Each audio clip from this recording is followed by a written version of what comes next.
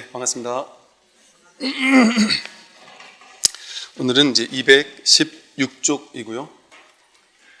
보시행에 지혜가 없으면 한 생의 영화를 누릴 뿐이고, 계행을 지키나 지혜가 없으면 잠시 천상에 태어날 뿐이며, 인욕행에 지혜가 없으면 육신이 단정한 과보를 누릴 따름이고, 힘써 노력하나 지혜가 없으면 생멸의 공덕을 일으킬 뿐이며, 참선의 지혜가 없으면 금강과도 같은 선정을 얻지 못하며, 선정의 지혜가 없으면 공연히 번뇌 망상의 원인만 짓게 된다.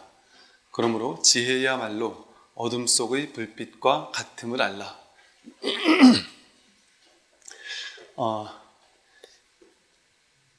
보시지계, 인욕, 선정, 정진, 모든 것이 육바라밀 어떤 것을 닦더라도 지혜가 있고 어떤 좀 법의 안목을 갖추고 그런 사람이 실천을 해야만 모든 것이 바른 실천이 되는 것이지, 우리 세속에서도 그러잖아요. 이렇게 머리 나쁘고 능력 없는 사람이 부지런하기만 하면 이렇게 그렇다 그랬죠. 그리고 보면 밑에 사람 너무 힘들게 만든다는 거죠. 막 죽도록 시키고, 근데 별 효과는 없고, 그닥 이렇게 큰 결과를 만들어내지 못하면서 막 그냥 힘만 빠지는 사람들 있잖아요. 부산스럽게 왔다 갔다 일을 많이 하는데 별로 이렇게 결과가 없는 사람도 있고, 또 보면 별로 열심히 하는 것 같지도 않은데도 뭔가 할 때 그냥 핵심 포인트를 딱 잡아가지고 탁 해가지고 아주 짧은 시간에도 뭔가 큰 성과를 내는 사람들도 있는 것처럼, 이 마음 공부는 그것이 더 중요합니다. 여기서 말한 것처럼 보시를 많이 했는데, 보시는 엄청나게 하는 사람이 있어요. 그런데 지혜를 갖추지 못하고 보시를 하면, 지혜가 없이 보시를 하더라도 그 보시의 공덕은 있겠죠. 그러니까 여기서 말하듯이 한 생의 영화를 누릴 수 있을 거예요. 내가 그만큼 베풀었으니까 그만큼 베푼 것에 대한 공덕을 받을 수 있겠죠. 그런데 어차피 보시를 하는 건데, 어차피 베푸는데 지혜가 있고 베푸는 것과 지혜 없이 베푸는 것은 아주 큰 차이가 난다. 지혜를 갖춘 사람이 베풀게 되면 막 큰 베품을 실천하지 않더라도 놀라운 베품이 될 수 있단 말이죠. 사실은 이 지혜가 갖추어지면 숨 쉬고 밥 먹고 사람들 만나고 아무것도 하지 않더라도 그냥 존재 자체로서 무한한 자비를, 사랑을, 지혜를, 보시를 베푸는 것과 다르지 않거든요. 근데 내가 베푼다라는 상을 가지고 무주상보시가 되지 않고 내가 하는 거예요. 이 보시에도 지혜가 있어야 된다라고 할 때 그 지혜는 뭐냐면, 나와 너가 둘이 아니다라는 이게 지혜거든요. 불이법의 지혜가 지혜인데, 불이법의 지혜가 없는 사람은 내가 너한테 이만큼 베풀었어 하고 속으로라도, 겉으로 말 안 하더라도 베풀고 난 다음에, 야, 내가 저만큼 베풀었으니까 뭔가 내가 받는 게 있겠지, 뭔가 나에게 소득이 있겠지, 혹은 저 사람이 언젠가 나한테 갚겠지, 아니면 뭔가 다른 방향으로라도 어떤 공덕이 있겠지 하고 베푼단 말이에요. 근데 지혜가 있다면 어떤 베품이 되느냐 하면, 베풀었는데 베풀었다는 생각이 전혀 없어요. 하나가 하나에게 베풀 땐 베풀었다는 생각이 없거든요. 배고플 때 입에다가 손은 움직여가지고 입에다가 계속 갖다 넣는단 말이에요. 근데 이 손이 입한테 너 맨날 나한테 얻어먹기만 하고 나한테는 하나도 안 주느냐, 이렇게 얘기하지 않잖아요. 무한정 베푸는데도 한 번도 이 손은 입한테 보상을 해달라는 얘기를 한 적이 없죠. 자기니까. 여러분이 부모님이 자식들에게 끊임없이 베푼단 말이에요. 네, 지네가 맡겨놓은 것도 아닌데 네, 뭐 갖다 뭐 줘라 네 하더라도 그러더라도 뭐 내 자식이니까, 나니까, 나와 다르지 않으니까 그냥 준단 말이죠. 부부지간에도 너와 내가 둘이 아니다라는 자각이 있을 때는 남편이 아내고 아내가 남편이고 그냥 이렇게 이렇게 쓸 수 있겠죠. 근데 이제 이게 그러다 보니까 요즘 이제 이제 TV에 나오는 뭐 젊은 부부들 같은 경우, 이제 TV에 나오는 연예인들은 이제 아마 결혼하기 전에 돈도 어마어마하게 벌어 놓겠죠. 그러니까 남편도 엄청 벌어 놓고 아내도 엄청 벌어 놨다 보니까 본인들 둘 다 결혼은 해야 되겠는데, 결혼은 하고 싶긴 한데 내 돈이 얼마인지를 묻지 않았으면 좋겠어. 난 너무 많아서 너한테 말을 못 하겠어. 그러니까 이제 서로의 재산이 얼마인지 모르는 거죠. 이제 모르고 이제 뭐 MT 가듯이 얼마씩 한 달에 생활비 얼마 내서 요거로 우리 애들 키우자. 우리가 서로 낸 거 가지고, 그게 이제 잘못됐다는 게 아니라 뭐 그럴 수 있을 거예요. 당연히 그럴 수 있어요. 이제 세간의 현실에서는. 제가 아는 우리 제 군에 있을 때 만났던 어떤 그 보살님께서는 이제 40대 초반의 보살님이셨는데, 이제 그때가 혼자 사시는 거예요. 그런데 자기는 이제는 돈을 너무 많이 벌어놨어요. 이 보살님이 40대 초반인데 뭐 빌딩에 뭐 월세가 얼마가 나오고 뭐 자기는 아파트도 있고 뭐 하면서 이렇게 난 여기서 일 안 해도 먹고 살기 충분하다고 하더라고요. 그러니까 보니까 그 재미에 들린 거예요. 이제 이 돈 버는 재미가 이제 확 제대로 들리신 분이에요. 그러다 보니까 그 보살님이 그 얘기 하더라고요. 스님, 저는 전혀 결혼하고 싶은 마음이 없어요. 그러면서 되게 유쾌하고 재밌는 분이었거든요. 그러니까 그냥 대놓고 얘기를 하시더라고요. 왜 없는지 아세요? 저는 제가 죽도록 번 이 어마어마한 돈을 나 둘이 나눠 쓰고 싶지가 않아요. 그 얘기를 이렇게 웃으면서 하시더라고요. 근데 그런 생각이 들 법할 거예요. 아마 그만큼 이렇게 또 많이 이제 벌어놓고 그러면. 그런데 그렇게 이제 내가 엄청나게 벌어놨는데 이제 눈에 콩깍지가 낄 만한 진짜 사랑하는 사람을 만나게 되고, 또 그 사람과 뭐 결혼하고 내지는 살면서 이렇게 지켜보다가, 아, 이 사람은 내가 정말 생각한 것 이상으로 정말 진실되고 정직하고 뭐 낭비하지도 않으면서 정말 나를 존중하고 사랑하고, 아, 이 사람은 정말 믿을만하구나 싶은 마음에, 내 마음에서 정말 이 사람과 나는 둘이 아니구나, 뭐 이런 식의 이제 정말 가족이구나, 하나의 가족이구나, 이런 이제 마음이 확 열리게 되면 어느 순간 이제 뭐 상관이 없어질 수 있겠죠, 그죠? 이것처럼 진실은 뭐냐 하면, 진실은 이 보시행을 할 때 지혜가 있다라는 건 뭐냐 하면, 너와 내가 둘이 아니다라는 자각이 생겨난 거예요. 그러니까 힘든 사람을 보면 내가 너한테 줬어라는 생각이 없는 거예요. 그가 바로 나니까. 그래서 이 진리의 세계에서는 주는 것 이꼬르 받는 것이거든요. 왜? 준다라는 것이 곧 연기의 세계에서는 이렇게 가는 것과 오는 게 다르지 않은 거예요. 그러니까 많이 베푸는 사람은 많이 받는 사람인 거예요. 어딘가로부터, 무언가로부터. 이제 그 복에도 이제 종류가 있다 그러죠. 예를 들어 인복이 있는 사람은 인복은 있는 거예요. 그러나 예를 들어 뭐 돈복은 없을 수도 있겠죠. 그러니까 인복은 인복대로, 돈복은 돈복대로, 뭐 명예복은 명예복대로, 이제 이런 식으로 이제 이렇게 보통 자기가 베푼 것을 이렇게 그 복덕을 이제 받는다, 이런 식으로 표현을 쓰죠. 이제 그런 이제 입장에서는 내가 베푸는 만큼 나에게 이제 들어오는 것이죠. 근데 좀 더 지혜롭게 베푸는 사람이라면, 그래서 이런 말을 옛날에 스님들은 하고도 했어요. 이렇게 베풀 때 나한테 전혀 갚을 수 없는 사람, 갚을 가망성이 제로인 사람에게 베푸는 것, 그런 것도 공부하는 과정에서는 상당히 도움이 된다. 전 그 얘기 듣고 옛날에 이제 어릴 때 감명을 받아서 이런 적이 있었고, 나한테 도저히 갚을 수 없는 사람이 누구지?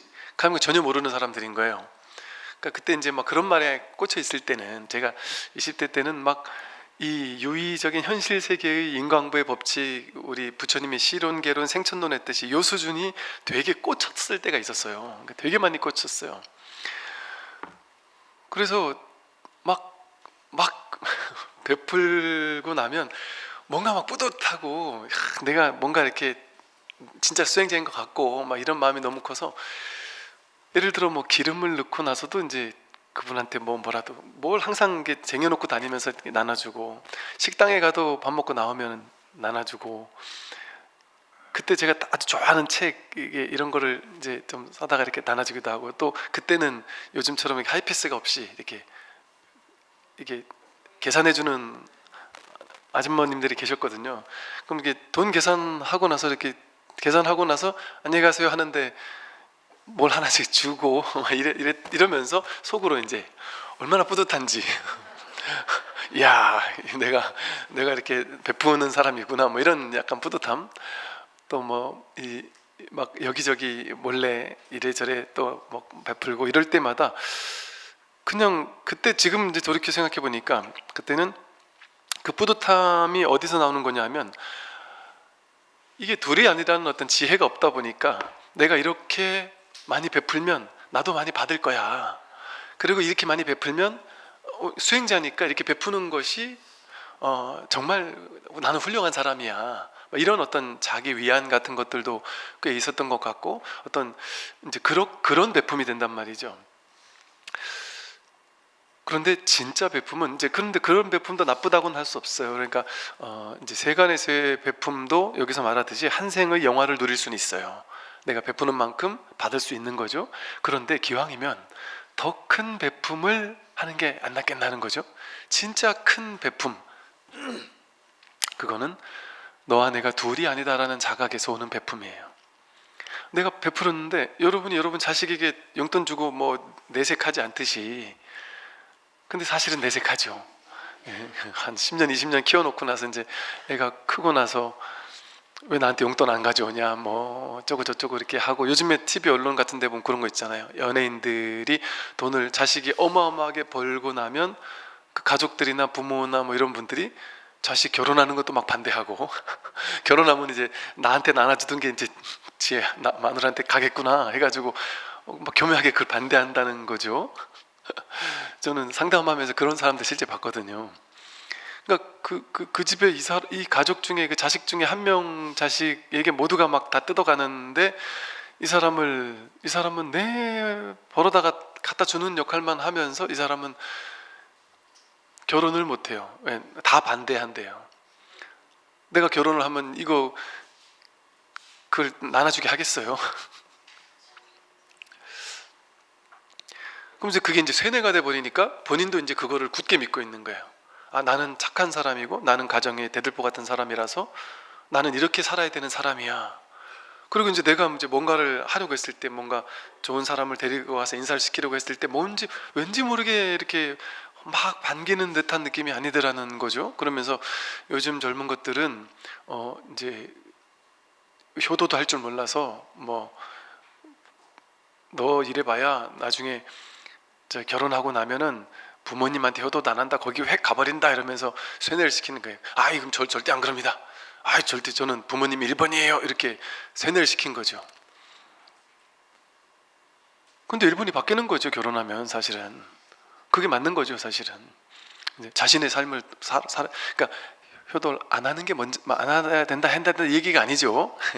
뭐가 맞다 뭐가 틀렸다 이런 얘기는 아니에요. 근데 그것이 이제 하나의 집착과 욕망이 되어 가지고 그렇게 하게 된다면 그렇게 당하고 사는 사람들도 은근히 있을 수 있더라고요. 그 극소수겠지만 그러기도 하더라고요. 그래서 어쨌든 돌아가서요, 보시할 때도 지혜가 있으면 보시 하나를 했는데도 불구하고 무량대복의 과보가 오는 거예요.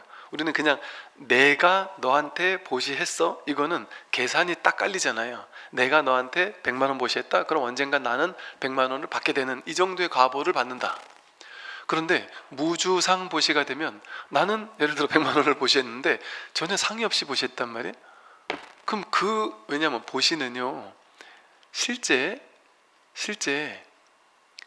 보시라는 게 정해진 고정된 뭔가가 없어요. 예를 들어 옛날에 재화가 이렇게 뭐 조개 껍질을 가지고 서로 나누면서 이제 만약에 얘기했었다, 그런 때 같으면 조개 껍질을 주면 그게 돈 주는 거잖아요.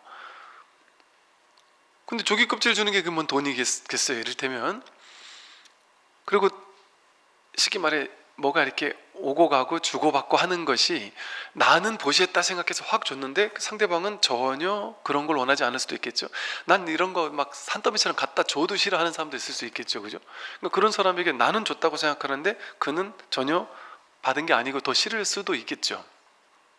그러니까 이 보시라는 것 자체가, 그러니까 여기서 저기로 이렇게 줬어, 이게 사실은 주고받은 것이 아니라 인연 따라, 이 세상 모든 것은 인연 따라 자기가 있어야 될 자리에 있는 거예요, 이렇게. 근데 내가 저 사람한테 줬다라는 생각이 분별이 개입된 거예요. 내가 저 사람한테 주고 싶은 건 뭐냐 하면, 인연이 이게 이제 저희로 갈 때가 된 거예요. 갈 때가 되면 내가 갑자기 막 주고 싶은 생각이 날 수 있어요. 그래서 그냥 그때는 나 왜 그런지 모르고 막 꽂혀가지고 확 줘버려요. 그런 경우 있어요. 뭔가 막 꽂혀가지고 확 주고 나서 나중에 생각해보니까 내가 그때 미쳤네, 왜 줬지? 하면서 이제 다시 찾아가서 다시 돌려달라고 할 수도 있고, 그럴 수 있거든요.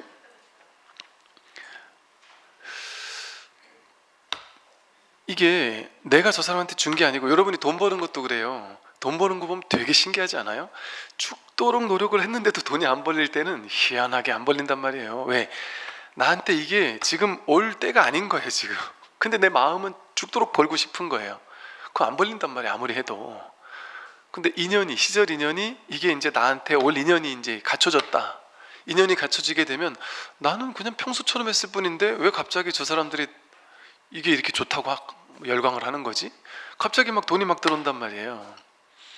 그러니까 우리는 희한하네, 내가 열심히 안 할 땐 되고 뭐 할 땐 안 되고 뭐 이렇게 생각을 할 수 있단 말이에요. 그게 아니라 인연의 소행이에요. 이게 올 때 되면 오고 갈 때 되면 가는데, 중생들은 거기에 생각을 개입해서 내가 열심히 해서 왔다, 뭐 어떨 땐 내가 열심히 안 했는데도 오네, 희한하네, 내가 열심히 할 땐 안 오더니, 이런 식으로 생각을 개입하는 거예요.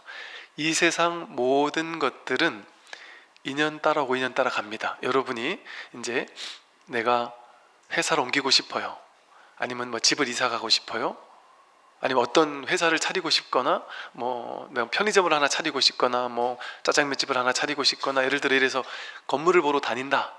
그러면 그게 인연이, 집착할 필요는 없어요. 그냥 마음 편하게 그냥 이거저거 보러 다니면 돼요, 그냥. 근데 이제 내 맡긴 채 보러 다니는 거니까 걱정이 없는 거예요. 근데 이걸 집착하면서 보러 다니는 사람은 어떠냐면, 뭔가 마음에 드는 게 있으면, 야 이거 불안초조해서 이거 남들이 체감 어쩌지? 막 불안초조하게 되면 이제 쉽게 말해 깎는 것도 잘 못하죠. 그 어떻게든 내가 뭔가 이걸 거기 꽂혀버리면, 집착해버리면 막 불안초조해 버려요. 그래서 이게 어떻게 하다가 안 될 인연이 되면 막 화가 나요. 화가 나고 남편한테, 야 난 이거 반드시 해야 되겠어. 그래서 남편한테 막 얘기를 하는데, 남편이, 야 우리 집이 여보 당신이 생각하는 만큼 그건 너무 과해, 그건 진짜 아니야 라고 할 때, 이 집착이 돼가지고 벌써 여기 꽂혔으면 어떻겠어요? 속으로 남편이 얼마나 믿겠어요? 남편이 얼마나 무능하게 느껴지겠어요? 처음으로 남편이 진짜 무능한 녀석이었구나, 이런 식의 망상이 일어난단 말이에요. 왜? 자기 집착인 줄 모르고. 근데 남편도 그렇게 반대하고 뭔가 될 듯 될 듯 하면서 안 된다, 그럴 때 막 불안초조하니까 어떻게든 되려고 막 돈을 더 주려고도 하다가, 아니면 여기저기서 돈을 꿔가지고라도 하려고 하고, 대출 받아서라도 어떻게 하려고 하고, 남편 몰래 뭐 이렇게 사채를 써가지고라도 어떻게든 하려는 망상이 생겨나요. 그러면 자기께 아닌 것을 가지려고 할 때는 과도해지고 자연스럽게 안 되고 뭔가 무리수가 생겨나요. 근데 그런 걸 하게 되잖아요. 그럼 뭔가 거기서 잘 안 풀릴 수 있어요. 내게 아닌 걸 내가 집착 가지고 가기 때문에. 그래서 그런 일이 있을 때 그냥 마음 편안하게 보면 돼요. 그냥 꽂혀도, 이렇게 꽂힌다는 게 웃기지 않아요? 나는 이게 확 꽂혔어요 하는데, 그래서 이게 나한테 뭔가 꽂힌 걸 보고서는 이게 나와 인연이 꽂힌 거 아닐까요? 인연이라서 꽂힌 게 아니라 비싼 거엔 우린 다 꽂혀요. 안 그렇습니까?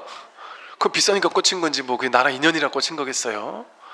원래 비싼 거는 더 좋아 보이기 마련이고, 그럼 괜히 내가 그냥 집착이 막 훅 올라온 건데 그게 내 인연이 올라온 건 줄 알고 그럴 수 있단 말이에요.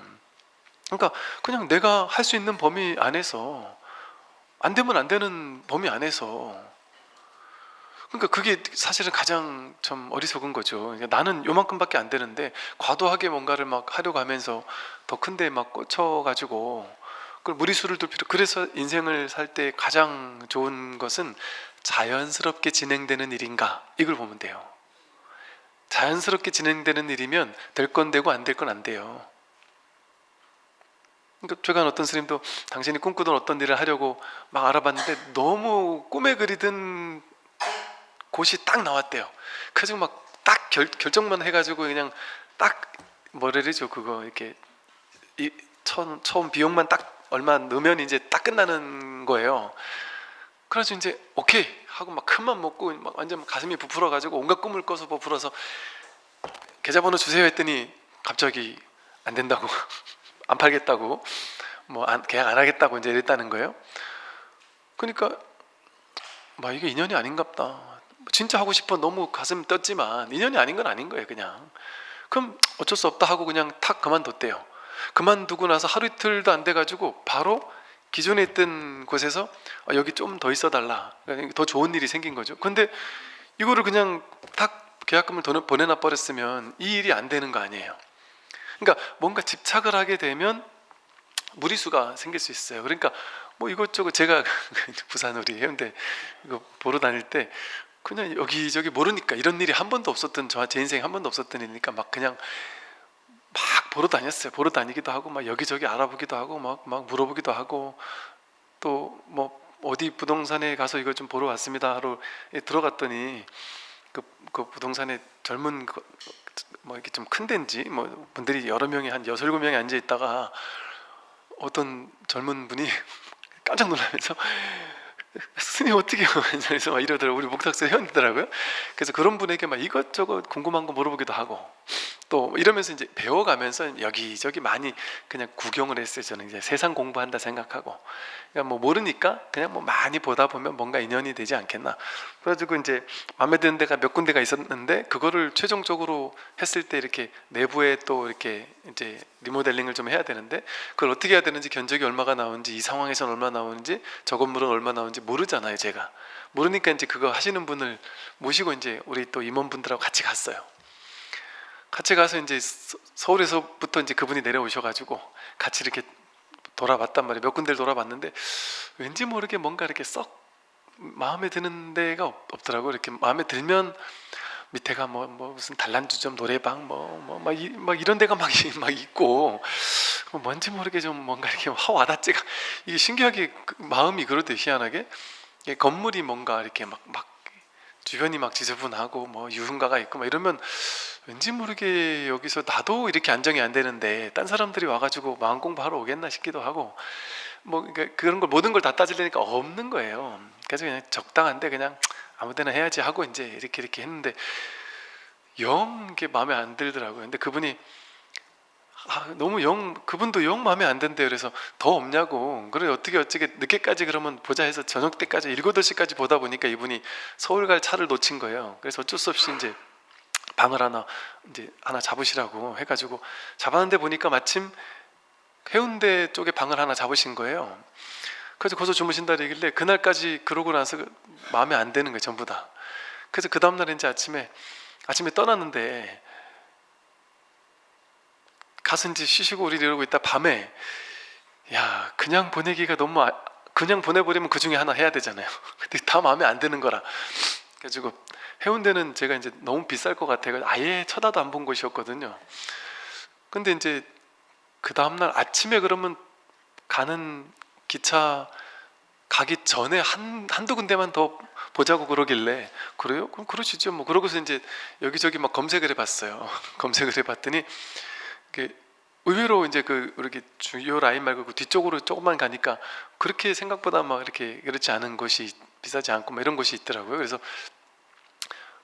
설마 하고 그냥 거기 한 두 군데만 보자 이래서 아침에 별 생각 없이 봤는데 거기가 지금 우리 개원하게 된 곳이거든요.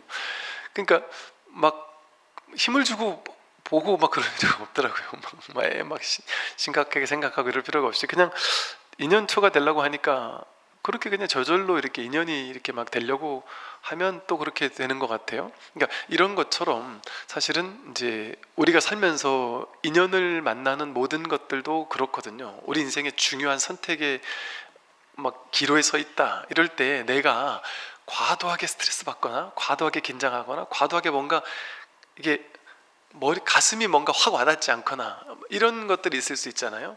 그러면 그냥 좀 쉬면 된단 말이에요. 왜냐하면 내가 선택한다고 생각하잖아요. 내가 선택하는 게 내가 여기나 여기나 여기 중에 하나를 선택한다 이렇게 생각하지만 사실은 내가 선택하는 게 아니에요. 자기 인연처가 어딘지는 나에게 달린 일이 아닌 거예요.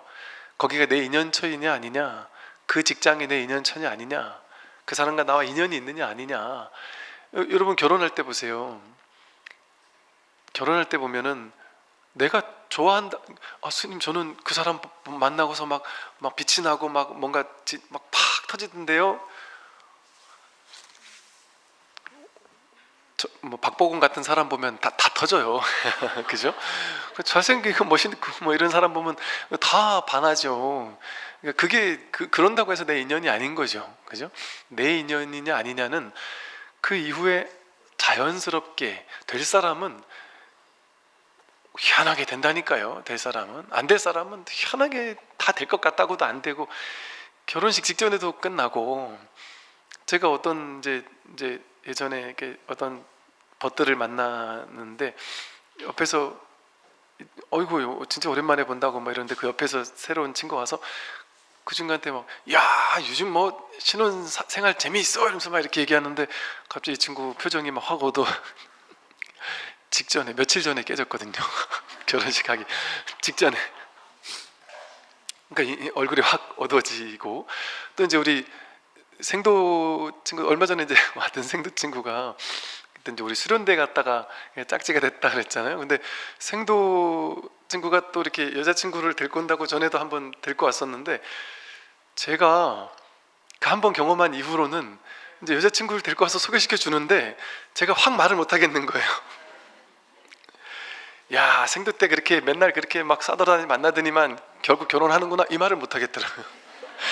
그게 걔인지를 그때 걔가 지금 얘인지를 알 수가 없으니까 그러면서 슬쩍 스님 그때 걔 아닙니다 이렇게 슬쩍 얘기를 하는 친구도 있고 그 얘기를 안 해버리면 알 수가 없잖아요. 그러니까 그게 보면 그렇게 인연이라는 거는 우리가 부모님이 막는다고 자식 결혼 내가 막으면 될 것 같잖아요. 내가 막는다고 되는 게 아니에요. 인연이 되려면 어떻게든 되고.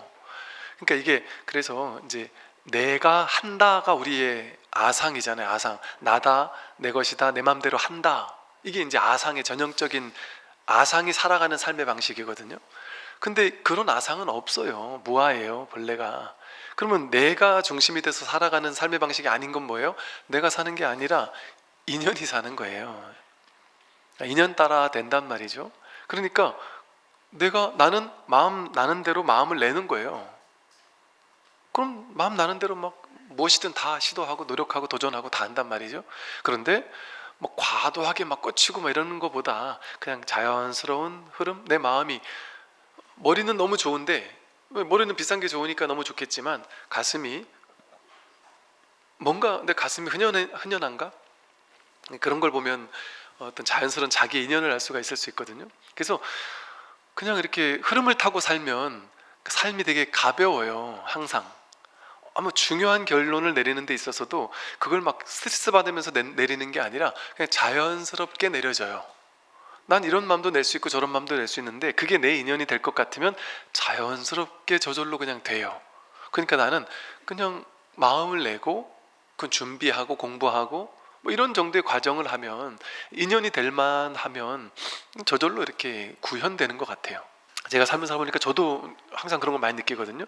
그러다 보니까 어느 순간부터 이제 힘을 빼고 사니까 그냥 자연스럽게 그냥 이렇게 내맡기고 살게 되니까 그 사는 게 이게 그냥 재밌는 거예요. 뭐 하나하나가 그냥 이제 뭐 그냥 즐겁고 재밌게 유쾌하게 삶에 뭐 이런 것도 배우고 저런 것도 배우면서 그냥 뭐 재미있게 이렇게 사는 것이 되거든요. 그러면 마음에 부담이 없고 마음에 스트레스가 없고 막 과도한 집착 이런 게 없어요. 근데 과도한 집착과 욕망과 이런 걸 따라가고 살게 되면 막 뭐 하나 집 하나 사고 파는 거 가지고 막 가족이 막 대판 싸우고 네가 이거밖에 안 되냐, 뭐 우리는 왜 이렇게만 살아야 되느냐, 막 울고불고 하면서 이런 그 비본질적인 쓸데없는 분별 망상에 막 이제 생겨날 수가 있는 것이죠. 그래서 무엇을 하더라도 지혜가 있게 되면, 지혜는 내가 한다 하는 게 아닌 거예요. 아, 인연이 그냥 인연 따라 이렇게 되는구나. 부처님이 깨달은 지혜가 인연법, 연기법이잖아요. 인연 따라 되는구나. 거기 나라는 걸 개입할 수 없구나. 그렇게 내맡겨 버리면 무엇을 하더라도 그 지혜가 삶을 끌고 가게 돼요. 그러니까 무엇을 하더라도 함이 없이 하게 돼요. 하는데 과도함이 없어요. 반드시 해야 된다는 생각도 없고 반드시 하면 안 된다는 생각도 없어요. 그러니까 될 일이면 자연스럽게 될 때가 있는 거고. 그러니까 저는 뭐 이런 얘기 많이 들었거든요. 옛날에 꽤 된 얘기지만 어떤 거사님이 뭐 어디 되게 잘 사는 동네에 이제 집을 내놨대요. 근데 그분이 내놨는데 이걸 좀 빨리 팔아야 되니까 좀 이게 빨리 팔긴 팔아야 되는데 자신이 뭐 이렇게 좀 어느 가격 이상은 받아야 되겠다는 게 생각했을 거 아니에요. 그러니까 그 가격으로 그냥 내놨대요. 근데 그게 그렇게까지 비싼 건 아니었지만 그래도 내가 받을 만큼 받아야지 하고 이렇게 내놨으니까 안 나가더래요. 근데 이제 당신이 막 그렇게 급한 게 없었던 거예요. 그러니까 이게 너무 급하면 어때요? 너무 급하면 막 어쨌든 막 싸게 내놔야 되잖아요. 근데 이분은 막 그렇게 급한 것도 없었다 그래요. 그러니까 그냥 내놓고 잊어버렸대요.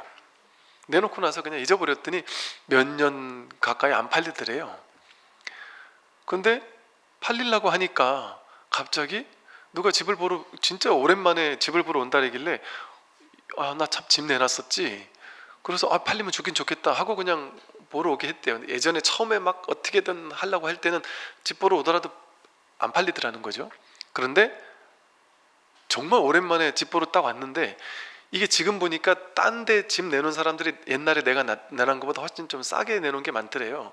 근데 이걸 집 보러 온 것 자체도 이제는 좀 신기했고 조금 약간 좀 비싼데도 불구하고, 그러니까 이제 뭐 더 좋은 데인가에서 아마 보러 왔겠죠.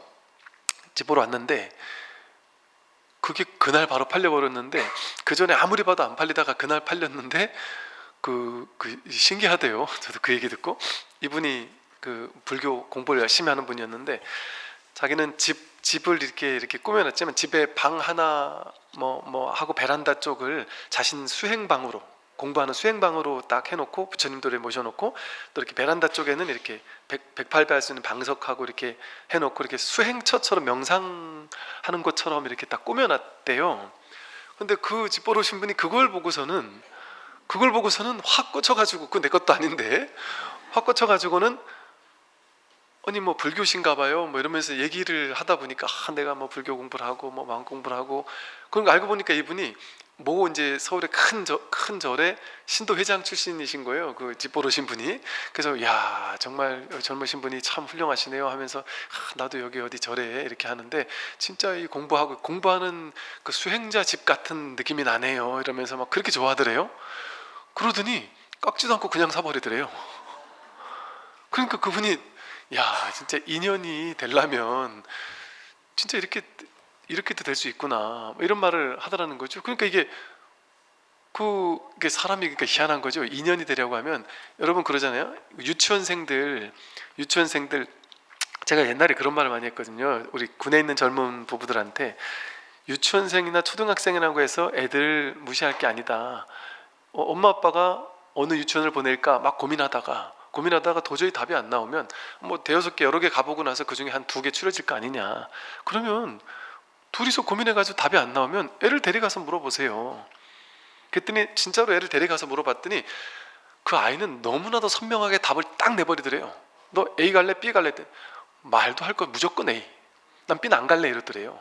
그래서 그냥 A를 보냈대요. 근데 마침 그러고 나서 다니다가 나중에 보니까 되게 좋은 곳이었대요. 그래서 정말 잘 됐다 해서 신기해서 야, 너 어떻게 A를 선택했어? 그랬더니 그 아이는 아무 생각이 없었던 거예요. 뭐 이게 뭐 좋고 나쁘고 뭐 이런 거 아무 생각 없고 탁 들어가는 1층 로비에 자기가 좋아하는 인형 캐릭터가 이렇게 있는 걸 보고는 난 여기 갈래 이랬던 거예요. 그게 나를 맞아주니까. 그럼 그거는 우리는 어떻게 생각하냐면 스님, 그거는 너무 비논리적이고 논리도 없고 아무것도 없고 그걸 가지고 그럼 그걸 따르란 말이에요? 이렇게 우리는 생각할 수 있잖아요, 그죠? 어른은 안 그렇습니까? 어른은 막 그렇게 지극히 논리적입니까? 어른들 논리적이지 않아요. 어른들도 자기가 꽂히는 뭐 하나에 괜히 꽂혀가지고 그 집이 갑자기 꽂히고, 아까 그분처럼 그 명상실 본인 것도 아닌데 놔두고 갈 것도 아닌데 거기 꽂히고 그 사람한테 꽂히니까 그냥 괜히 사고 싶은 거예요. 그 사람이 아무리 좋은들 내가 집 사고 파는 거랑 상관없잖아요. 근데 그런 거에 꽂힐 수 있다니까요. 그게 이게 꽂히는 것도 어찌 보면 인연일 경우에는 그렇게 어이없는 곳에서 그럴 수 있고요. 뭐 어떤 분들은 그런다래요. 제가 막 이사 갈 때 그냥 손이 있는 날, 뭐 싼 날 그냥 가세요, 뭐 이런 식으로 얘기하고 막 이랬더니 어떤 분이 그러더라고요. 이게 뭐 집 보러 올 때는요, 스님, 이렇게 집에 뭐 있대요. 이렇게 뭘 이렇게 뭐 걸어놓고 뭐 이렇게 그런 게 있대요. 뭐가 이렇게 살짝 걸어놓으면은 뭐 칼인가 하여간 뭘 이렇게 걸어놓고 하면 뭐 더 잘 나간다, 이런 생각을 믿고 있는 사람들도 있다니까요. 그러니까 그런 그 유치원생보다 더 어찌 보면 좀 어이없는 생각인데도 그걸 믿고 그러는 사람도 있고, 또 그러니까 이게 막 사람마다 이게 알 수가 없는 거예요. 자기가 그냥 뭔가 이렇게 아무것도 아닌데 그냥 그게 그냥 하나가 뭔가 이렇게 뭔가 확 와닿는 이런 것들도 있단 말이죠. 이제 그런 것들은 이제 내 생각이 감지하지 못하는 인연들 있잖아요. 생각은 분별밖에 모르잖아요. 근데 이제 이 인연은 생각 가지고 어떻게 할 수 있는 뭔가가 아니니까, 생각이 감지되지 못한 그러나 나의 인연처라든가 나의 인연을 만날 때는 그렇게 내가 전혀 생각해보지 않았던, 와 저는 그쪽 갈 거라고는 상상도 못했는데요 하는 사람이 있거든요. 나는 요런 쪽으로 회사를 한번 알아봐야지 했는데, 그래서 여기 회사 알아보다가 오는 길에 별로 마음에 안 들어서 딴 데도 한번 그냥 물어나 볼까 하고 이렇게 슥 들어가서 구경하러 들어갔다가 거기와 인연되는 일들도 있을 수 있고, 예를 들면 이런 것처럼 과도하게 내가 잘 할 수 있을 거야, 내가 올바른 선택을 내릴 수 있을 거야, 그럴 수 없어요. 그건 나에게 달린 일이 아니에요. 그냥 나는 최선을 다할 뿐, 결과는 나는 한 번도 생각해보지 못했는데 어떻게 인연이 나를 그쪽으로 이끌었어, 이럴 수 있거든요. 또 그 사람을 만나러 갔는데 그 사람이 당신은 우리 회사 좀 적절하지 않네요 해가지고 막 괴로웠는데, 야 당신 내가 면접해보니까 우리 옆에 이런 회사가 있는데 거기 한번 가보세요, 그래가지고 예를 들어 거기 될 수도 있는 거죠. 알 수가 없는 거죠. 그래서 도전도 안 해보면 안 된다는 거예요. 도전은 하는 거예요 그냥. 그러나 그게 될지 안 될지 모른다 하고 맡겨버리는 거예요. 그러면 내가 아예 시도조차 하지 않으면 그 인연도 만날 수 없는데, 일단 내 마음을 내서 시도를 하게 되면 내 인연이 어디서 만나질지를 알 수 없는 거예요. 이 세상은 내 인연을 어디서 어떤 방식으로 찾아올지는 상상을 할 수 없다니까요. 놀라운 방식으로 자기 인연은 찾아오니까. 또 계행을 지키지만 지혜가 없으면 천상에 태어나긴 하는데, 착한 일 많이 하고 계율 잘 지키면 천상에 태어나기는 한단 말이에요. 근데 계율을 지키더라도 계율을 절대적으로 지켜야 돼 하는 게 뭐냐면 어리석음으로 계율을 지키는 거예요. 그러니까 지혜가 없이 계율을 지키는 거예요. 그러니까 이게 좀 어려운 말일 수 있는데, 진짜 계율을 지키는 거는 계율에 얽매이지 않게 되거든요. 진짜 지혜 있는 사람은 유마경에서 말하듯이 진짜 지혜가 있으면 이제 계율이 나를 따라와요. 내가 계율을 쫓아다니는 게 아니라, 어리석을 땐 내가 계율을 쫓아다니면서 나를 계율에 맞춰야 되는데, 조금 지혜가 생기게 되면 계율을 개차법 열고 닫을 줄 아는 지혜가 생겨요. 이 계율은 내가 지켜야 되겠다 할 때를 알고, 이건 내가 지금 어겨도 되겠구나 할 때를 안단 말이에요. 자기가 그걸 왜 알아야 될까요? 세상에 절대적인 선, 절대적인 악이라는 건 없습니다. 근데 그냥 누구나 알만한 보편적인, 다수가 공감할 만한 선악은 있죠. 그러니까 그걸 가지고 부처님은 계율이라는 걸 임시방편으로 정해놓은 것뿐이지 그것만이 절대 진실이라서 그런 계율을 정해놓은 게 아니거든요. 그래서 정말 지혜 있는 사람은 계율에 내가 끌려다니지 않고 계율을 오히려 끌고 다닐 수 있게 돼요. 그래서 자유로워요. 계율을 지키며 사는 게 얼마나 부자연스럽겠어요? 그런데 계율을 지키면서도 자유롭지만 어기면서도 자유롭단 말이에요. 그러면서도 누군가에게 피해주지 않고 계율에 어긋나는 일이 하나도 없는 거예요. 겉으로 봤을 땐 어긋날 수 있지만 어긋나지 않는 거예요. 그러니까 그 사야다 존자인가? 뭐 그분이 말하듯이 나는 과도하게 계율을 지키지도 않지만 그렇다고 계율을 마구잡이로 깨지도 않는다. 난 과도하게 막 하루에 한 끼만 먹으려고 기를 쓰지 않지만 그러나 마구잡이로 먹어 싸지도 않는다. 나는 매일 앉아가지고 막 그냥 몇 시간을 앉아서 참선만 하는 것도 아니지만 그렇다고 맨날 들어놓고 잠만 자는 것도 아니다. 깨는 것도 아니다. 이런 식으로 말을 한 것이 그냥 삶을 자유롭게 사는데 아무 문제가 없는 거예요. 그냥 우리가 봤을 땐 겉에 드러난 어떤 정말 계율을 잘 지키는 모습, 그것을 거룩하다고 생각하는데 그것이 거룩함이 아닐 수 있단 말이죠. 진짜 지혜로운 사람은 계율을 지키는 것에서 어기는 것에서 항상 자유로울 수 있단 말이에요. 그러니까 우리 옛날에 큰 스님들이나 뭐 이런 분들 일화 같은 거 보면 막 겉으로 봤을 땐 막행막식하는 것처럼 보일 수도 있단 말이에요. 그러니까 그런 것들은 어리석은 사람들 눈에는 막행막식하는 사람으로 보이지 정말 큰 스님으로 안 보일 수 있단 말이에요. 근데 이거는 안목을 갖춘 사람 눈에만 그것이 그 사람이 스승으로 보이는 거죠. 마치 어떤 그 스님께서 제자들이 보니까 그 진짜 공부하러 발심하러 온 사람이 아니라 공부하는 상관없이 뭐 그냥 이런저런 온갖 잡다한 일로 와가지고 자기 사욕 채우고 막 이러려는 사람들이 또 있고 막 그러다 보니까 내가 좀 정리를 해야 되겠다 싶어서 뭐 어느 날 49제를 하고 나서는 고기 같은 거를 막 잔뜩 하라고 그날따라 시켰대요. 막 고기도 막 올려놓고 술도 갖다 놓고 막 이러고 제를 지내게 시키고 나서는 법당에 앉아가지고 다들 불러가지고 야 이거 같이 먹자 이러고서는 고기도 뜯어 먹고 막 술도 마시고 막 그러면서 노래도 부르고 막 그랬다는 거죠. 그랬더니 많은 여러 스님들이 이제 다 떠나버렸대요. 야 여기는 이제 우리가 공부처가 아니구나. 이 스님의 안목이 어떤지를 볼 눈이 없는 사람들이 떠나겠죠. 그 스님의 법이 확실하다라는 그 법을 볼 수 있는 안목 있는 사람은 겉에 드러난 행위가 어떤 행위를 하더라도 그 안목, 법에 대한 안목을 보고 남아있겠죠. 그런데 이제 겉에 드러난 계율적인 부분, 이런 행위만 보고 중요하다고 여기는 사람들, 그런 사람들에게는 이런 사람 바른 스승이 아니구나 하고 떠나겠죠. 그죠? 그래서 우르르 떠났다는 거죠. 그래서 그 다음날 이제 몇 명 안 남은 스님들을 모아놓고는 야 됐다. 이제는 쭉정인 다 떠났으니까 이제는 진짜 공부를 한번 하자 해가지고 근기 있는 사람들과 공부를 했다는 거죠. 그러니까 그럴 법도 할 수 있는 것이 옛날에는 이게 은밀하게 법을 전해줘야 됐었다는 얘기를 했었잖아요. 이 법을 전할 때 이게 법이 너무 위험할 수 있거든요. 그러니까 이게 저는 지금은 열린 시대다 보니까 온갖 얘기를 다 하잖아요. 근데 이 법문이 누군가에게는 되게 거슬리게 들릴 수 있고 누군가에게는 되게 가슴 아프게 들릴 수도 있고 누군가는 자기를 욕하는 것처럼 들릴 수도 있고 자기가 하고 있는 것들이 잘못됐다고 이렇게 깨는 것처럼 들릴 수도 있고 심지어는 그 당시 같으면 심지어는 어떤 임금들 입장에서 정치하는 사람들 입장에서 이거 사회를 뭔가 뒤집는 것 같은 이제 이런 어떤 질서를 깨는 것 같은 이런 식의 오해를 할 수 있는 요소도 있을 수 있겠죠. 그죠? 그래서 제자들을 6개월쯤 이렇게 지켜보고 나서 출가시키잖아요. 행자생활 6개월 1년 지켜보고 나서 시키는 이유가 거기 있거든요.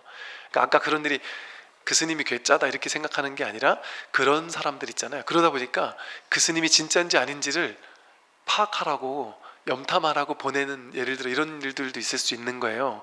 그래서 약간 어떤 뭐 우리 국가를 혹은 임금을 좀 비판한다든지 뭔가 이런 얘기를 하거나 너무 옳은 얘기를 막 너무 하게 되면 사람들이 각성을 하잖아요. 신자들이 그걸 못하게 만들어야 되다 보니까 그런 걸 보냈을 수도 있겠죠. 이를테면 그러니까 시대적 상황상 그러다 보니까 그런 사람들 쫓아보내기에는 얼마나 좋은 방편을 쓰신 거예요. 그런 사람들 입장에선 그 스님 뭐 그냥 도 같은 거 없어요. 그냥 보니까 내 술이나 처먹고 뭐 그냥 뭐 그닥 훌륭한 스님도 아니라서 신자들한테 영향력도 없겠어요. 이렇게 예를 들면 복을 할 수도 있겠죠. 이를테면 그런 걸 통해 이렇게 쭉정이들을 쳐낼 수도 있겠죠. 뭐 이를테면 실제 그래서 그런지는 알 수 없지만 그러니까 그런 식의 지혜가 있으면 이게 지혜가 있고 있는 것과 없는 것이 그 안목이 그거는 차이가 있는 것이죠. 인욕행의 지혜가 없으면 무조건 인욕행의 지혜가 있어야 돼요. 그러니까 이것도 참 어찌 보면 이제 잘못 들으면 또 좀 안 좋아할 사람들이 많은데 옛날에는 스님들이 출가하는 것은 어떤 게 최고의 수행자 스님이었는지 아세요?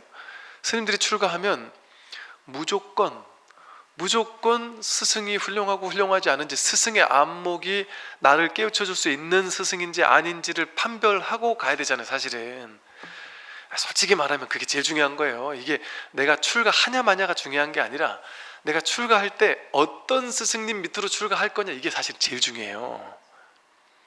삿된 스승님 밑에 출가해버리면 그거는 출가 안 하는 이만 못하잖아요. 그런데 우리 불교 집안에는 한때 이런 게 있었다고요.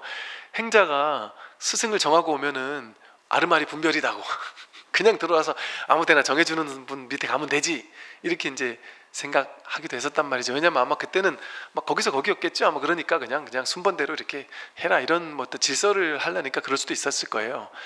근데 이제 그때 당시는 나는 훌륭한 스승이 누군지를 보고 나는 거기 찾아가겠다, 그래서 저는 이 스승 아니면 안 하겠습니다, 이렇게 얘기하면 저 행자가 말이지 저 너무 이렇게 이렇게 생각할 수도 있었단 말이죠. 근데 사실은 출가에는 그게 중요해요. 제가 그걸 느낀 것이, 출가를 해가지고 그 스승 밑에 한 6개월 살았어요. 그러다가 이분들 보니까 한 3개월 6개월 살아보니까 야, 이분은 영 아니구나, 도도 아니고, 도만 아니면, 그러니까 도락이라도 있으면 현실은 너무 힘들게 하던, 성격이 개떡 같은, 뭐 어떻게 하더라도 내가 도 하나를 보고서 참고 버틸 수 있잖아요. 근데 가만히 보니까 도도 없어. 그런데 성격도 괴팍해, 욕심도 많아, 나를 완전히 거의 뭐 무슨 노가다꾼처럼 써먹고, 야, 여기서 내가 답이 안 나오겠다 싶은 게 한 몇 달 살면 나오잖아요. 누구나 나오거든요. 그런데 정서상 행자하다가 도망친 행자는 약간 안 좋은 뉘앙스를 가질 거 아니에요. 행자하다가 스님 될 사람이 말이지, 3계 대도사가 될 사람이 말이지, 그거 좀 힘들다고 해서 뽀로록 도망치면 되느냐, 이런 식의 생각을 하는 사람도 있을 거 아니에요. 근데 저는 그런 얘기하는 행자님이 나왔다는 행자님이 있었어요. 저는 그 행자님 얘기를 들어보니까 100%가 아니라 200%, 500% 이해가 가더라고요. 근데 그 나올 때 정말 욕먹으면서 나왔대요. 잘하셨다, 정말 잘하셨다, 진짜 지혜 있는 행자님이다. 거기가 아니다 싶고 여기서 내가 답을 볼 수 없다 싶으면, 아니 한 번만 나오는 게 아니라 두 번, 세 번 나와가지고 이절저절 소문 나가지고 내가 찍혀도 어쩔 수 없다. 진짜 훌륭한 스님을 만나는 게 더 중요하다, 사실은. 근데 그러니까 이게 일반 큰 절의 입장에서는 이런 말이 좀 듣기 싫을 수도 있잖아요, 어쩌면. 그러나 사실은 그 공부하려는 사람 입장에서는 그런 분들이 가끔 있을 수 있거든요. 그런 스승님들이 가끔씩 보면, 야, 진짜 자기 행상자를 완전 그냥 진짜 노동력처럼만 생각하고 공부도 안 가르쳐주고, 또 공부를 가르쳐줄 능력도 없고, 공부를 가르칠 능력이 없으면 여기저기 보내가지고라도 공부를 좀 시키도록 하고, 혹은 뭔가 자유롭게 이렇게 뭔가 공부할 수 있도록 뭐 뒷받침해 준다든지 뭔가 이래야 되는데, 그럴 어떤 것도 없이 그런 분들도 있단 말이죠. 그러니까 뭐 회사에서 이러잖아요. 사장이, 야, 너 열심히 하면 내가 다 생각하고 있어. 몇 년 있다가 너 잘하면 내가 다 나름 또 챙겨주려고 생각도 하고 있고, 월급도 올려주려고 생각하고 있고, 다 생각하고 있어. 생각하고 있는 거는 당장 그렇게 해줘야지 해주는 거지. 왜냐면 요즘 MZ세대나 요즘 젊은 친구들이 회사 가보면 다들 거기 한두 번 당한 게 아니라는 거예요. 다 그런데요. 야, 다 생각하고 있어. 전 도저히 안 되겠습니다 하고 나가려면, 야, 너 이렇게 끈기가 없니? 내가 다 생각하고 있었어. 몇 달 안에 너 올려주려고 생각하고 있었어. 이제는 믿을 수가 없다는 거예요. 그런 거랑 뭐가 다르겠어요. 그래서 쉽게 말해서, 내가 공부면 공부, 아니면 내가 성품이라도 참 훌륭하고 해서 내가 참 정말 이런 분은 모셔도 좋겠다라, 뭔가 이게 내가 딱 할 만한 이유가 있을 때는 그거 있어야 되지만, 그게 아니다 싶으면 과감히 뛰쳐나오는 게 나쁜 게 아니에요. 그래서 실제 절집안의 분위기가, 행자님들 만나보면요, 이 절 갔다 저 절 갔다 몇 번 왔다 갔다 한 행자님들 되게 많아요. 은근히 많아요. 심지어는 출가하고 나서도 건당하는 분들도 계시잖아요. 근데 이제 건당하는 걸 무조건 나쁘다고만 볼 수는 없어요. 뭐 나름의 이유가 있었겠죠. 정말 나는 이분을 스승으로 삼아서 내가 건당을 해서라도, 건당이라는 게 이 스승 밑에 출가했는데 내가 자기 은사생을 바꾸는 거거든요. 그래서 그게 뭐 이유는 알 수 없지만 뭐 그런 일들도 막 있을 수 있을 거예요. 그래서 왜냐하면 이 공부는 뭐 의리 지키고 뭐 이러는 공부가 아니잖아요. 의리 지키는 게 여기서 이 공부에서 뭔 필요가 있겠어요. 진짜 내 공부하는 게 중요하니까. 그런데도 불구하고 어떤 행자님들은 이게 막 인욕바람일 이것만 그냥 지혜가 없이 인욕바람일만 믿으니까 아무리 힘들어도 이렇게 힘든 이유가 있을 거야 하고 막 끝끝내 해낸단 말이에요. 또 그것도 틀리진 않거든요. 그 스승이 죽도록 일만 시켜도 그 스승이 안목을 갖춘 분이면 이유가 있어 그런 거예요. 뭐 밀라레빠도 그랬다래고 뭐 다양 많은 스승들 중에 보면 일부러 제자들을 엄청 힘들게 막 그냥 고생시키는 분들도 있어요. 그래서 그 사람이 이러더라도 너가 진짜 이 공부에 대한 헌신이 정말 지극한가를 보려고 하는 분들도 있거든요. 그러니까 그분의 의도가 어떤지를 잘 알아야 되는 거죠.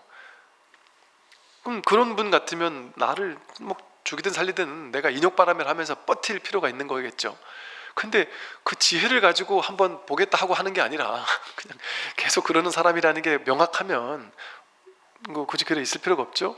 그런데 그래야 되는 줄 알고 그냥 출가라는 건 뭐 은사스님 뭐 훌륭한 유무와 상관없이 부처님 법이 좋으니까 무조건 출가해서 거기서 죽자 살자 뭔 일을 지켜도 막 그냥 인욕바람일만 하면서 30년 40년을 버텨야 된다 그 생각만 한다면 그거는 어리석은 인욕바람일이죠. 그러니까 겉모습만 인욕바람일인 거예요. 인욕에도 지혜가 있어야 된단 말이에요. 그러면 그렇게 무작정 참고 믿는 인욕만 하는 스님들을 보면 주변에서 보면 뭐라 그러겠어요. 야, 저 스님 참 단정한 과보를 누려요. 저 스님 참 훌륭하다. 얼마나 찬탄하겠어요. 야, 이 힘든 거를 그냥 묵묵히 버텨내면서 저렇게 하는구나.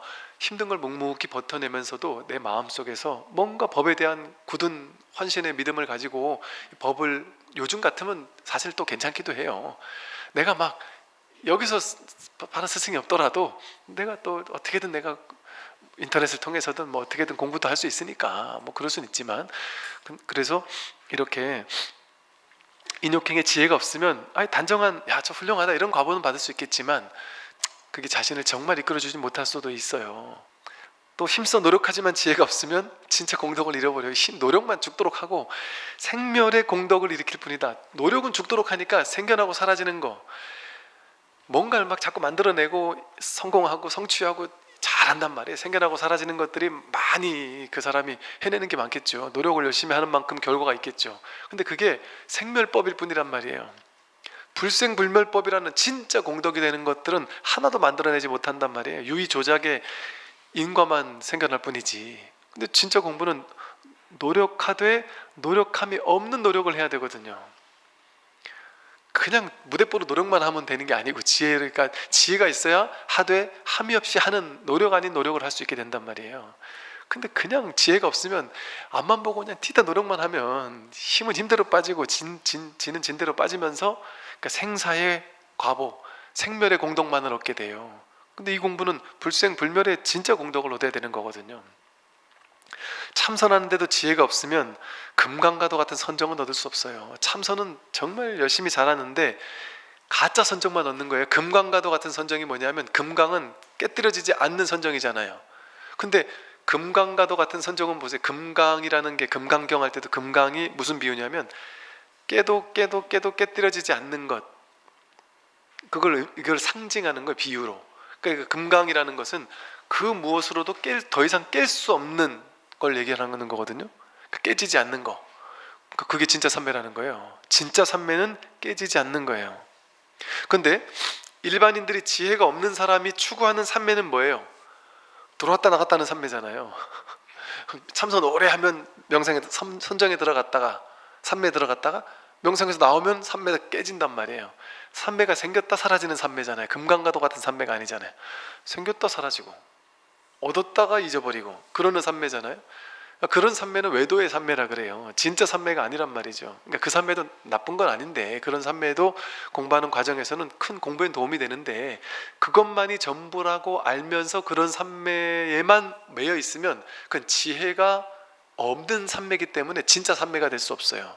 진짜 선정이 될 수 없어요. 그런데 대부분의 명상단체는 전부 다 이런 가짜 삼매를 가르친단 말이에요. 금강가도 같은 삼매가 아니에요. 금강가도 같은 삼매는 만드는 게 아니에요. 좌선을 통해서 만들어내는 게 아니에요. 언제나 늘 있는 거예요. 언제나 늘 삼매 아닌 적이 없단 말이에요. 오고 가는 게 아니에요. 항상 말할 때 삼매고, 움직일 때 삼매고, 생각할 때 삼매고, 견문각자 할 때 언제나 삼매 아닌 게 없는 거예요. 그러니까 하루 종일 일해도 일한 바가 없고, 생각해도 생각한 바가 없고, 행동해도 행동한 바가 없고, 모든 걸 다 하는데도 삼매가 전혀 깨지지 않는 게, 그게 진짜 삼매인 거예요. 그래야 자유 아니에요? 이렇게 앉아있을 때만 삼매고 일어나면 바로 깨진다면 그게 어떻게 삼매겠어요? 그러니까 이런 진짜 삼매, 금강가도 같은 삼매와는 거리가 먼 거예요. 지혜가 없으면. 그러니까 참선을 하더라도 무대뽀로 그냥 앉아만 30년, 40년 앉아만 있는다고 그게 삼매가 아니에요. 그 어리석은 짓을 하고 있는 것일 수도 있단 말이에요. 지혜가 동반되는 삼매를 얻어야만 그게 진짜 삼매가 되는 것이죠. 선정에도 지혜가 없으면 공연히 번뇌망상의 원인만 짓게 된다. 고요히 선정을, 아무리 선정을 닦아도 지혜가 그러니까 선정과 지혜라는 게 양날개라고 하잖아요. 무조건 선정만 닦으면 안 된다. 이게 지혜가 함께 있는 선정을 닦아야 한다. 이런 지혜야말로 어둠 속의 불빛과 같음을 알아야 하는 거죠. 언제나 기쁜 마음으로 보시하여 복을 지으면 누구를 만나도 부끄럽거나 두렵지 않다. 기쁜 마음으로 베풀고 조금도 후회하지 않으면 죽어서 천상에 태어나 천인들의 칭찬을 받는다. 보시는 내생의 좋은 양식이 되나니 윤회하지 않는 곳에 도달할 것이요 하늘의 신들도 항상 돌보고 환희하게 된다.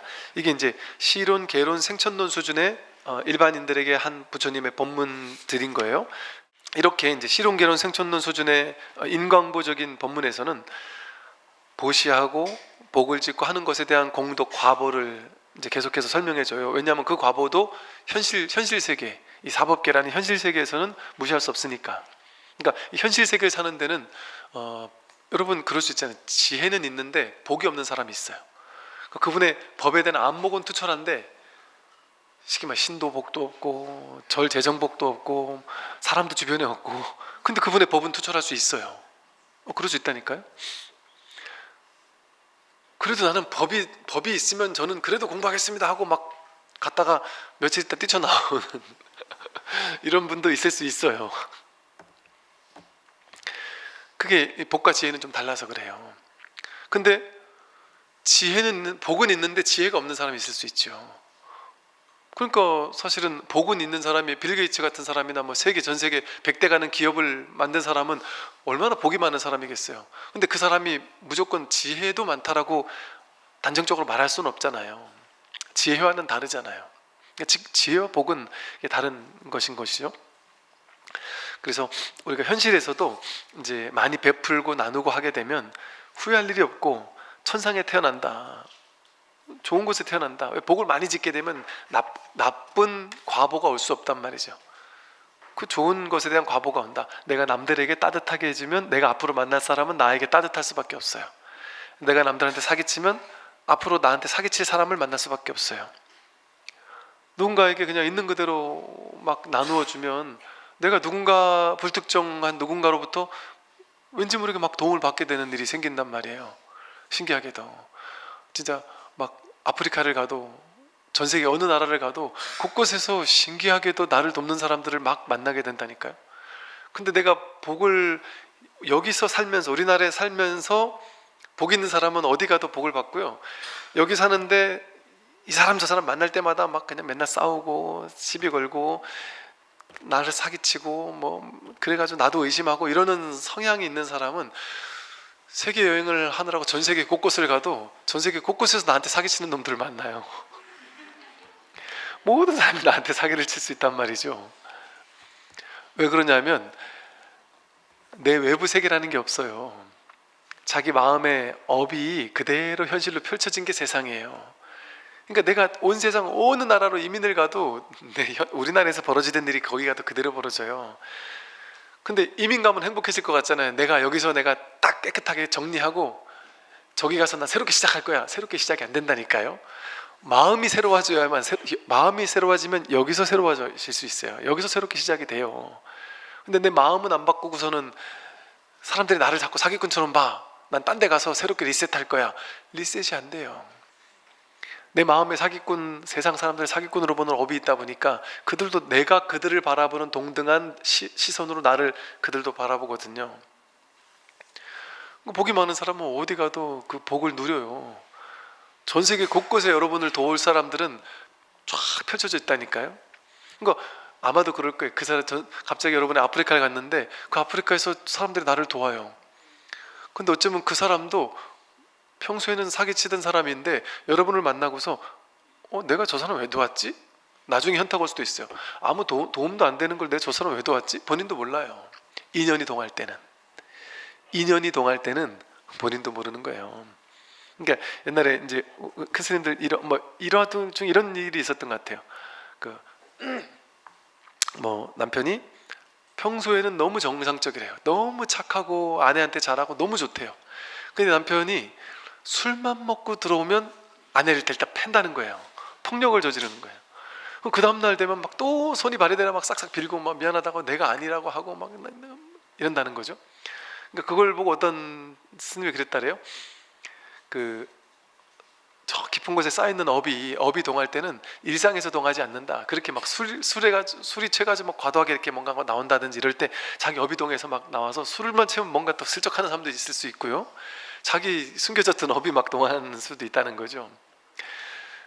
그래서 그때 거기는 어디서 읽은 책인지 모르겠는데 그 남편이 나쁜 사람은 아니니까 쌀이를 막 이만큼 꺾어다가 집에 갖다 놓고 남편이 때릴 때 입을 뒤집어 쓰고 있어라.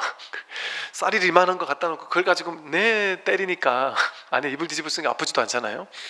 그럼 계속 때려라 하고 맨날 도망가다 그날 안 도망가고 계속 맞았다는 거죠. 근데 이걸 막 수십 대 때리고 나니까 지도 이제 지쳐 잤다는 거죠. 그러고 나서 그다음부터 안 그랬다? 이게 진짜인지 모르지만 그냥 그런 식의 얘기들이 있었단 말이에요. 이제 그런 얘기가 왜 있겠어요?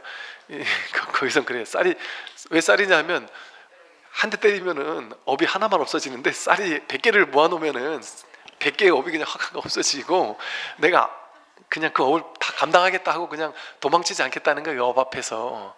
거기서 감당하겠다 하고 그냥 맞아주니까 계속 거기서 할 만큼 하니까 그 업이 이제 소진이 돼버렸다. 이런 식의 이제 얘기들을 옛날에는 그렇게 이제 재미나게 이렇게 얘기를 했어요. 스님들도. 그리고 또 그렇게 재미나게 얘기해야만 이게 또 먹히는 시대였고. 그러니까 이제 그런 얘기들이 옛날 얘기 보면 그런 재밌는 설화들이 인과적 설화들이 있죠. 그래서 그렇게 이렇게 좋은 양식이 돼요. 부실을 많이 하면. 또 보살은 축생에게 한 술의 밥과 한 톨의 나다를 줄 때에도 이렇게 발언한다. 이들이 축생의 길에서 벗어나고 마침내 해탈하여지이다. 고통의 바다를 건너 영원히 고통의 더비를 끊으며 영원히 고통의 근원과 괴로운 곳을 모두 떠나게 하여지이다 하고 축원을 해준다는 거예요. 아무리 축생이라 할지라도 축원하는 마음으로. 또 보살은 평등한 마음으로 자기의 모든 물건을 보시한다. 보시하고 나서도 아깝다는 생각을 하지 않으며 좋은 결과를 바라지도 않고 알아주기를 바라지도 않으며 천상에 태어나기를 바라지도 않는다. 다만 일체 중생을 구하고 진리의 행을 실천하여 모든 사람들에게 가르쳐주고자 할 뿐이다.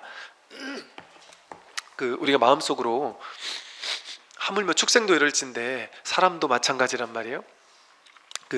이게 축원을 해준다라는 것이 이 현실에서는 우리 절에서 맨날 법회 기도가 끝나면 맨 마지막 하이라이트가 축원이잖아요. 근데 그것도 어찌 보면 상징일 수 있겠지만 이제 방편으로 얘기를 한다면 그런 어떤 축원이라는 의식을 절의 의식에 왜 그렇게 넣겠어요? 그 나름의 현실 세계에서는 그 축원의 나름의 이유가 있단 말이죠. 그러니까 우리가 이 세상은 마음의 세계라고 했잖아요. 내가 상대방을 향해서 우린 보통 아상과 에고에 묶여있는 사람은 나 잘 됐으면 좋겠어. 나를 위해서만 축원을 하지 상대를 위해서는 축원을 안 하고 못해요. 왜? 할 마음을 낼 수가 없어요. 왜? 나 보니 아상 보니의 삶을 사니까 나만 잘 되고 싶은 거예요. 근데 나만 잘 되려면 상대가 잘못돼야만 내가 잘 되는 이런 식의 분별의 구조 속에만 평생을 살거든요.